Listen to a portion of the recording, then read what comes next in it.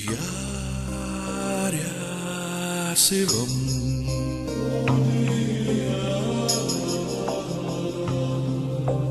நீ நான் சிவம்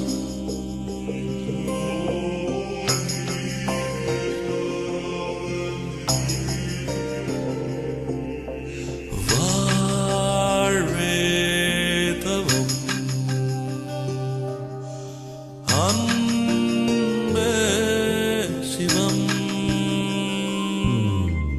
ஆத்திகம் பேசும் அடியார்க்கெல்லாம் சிவமே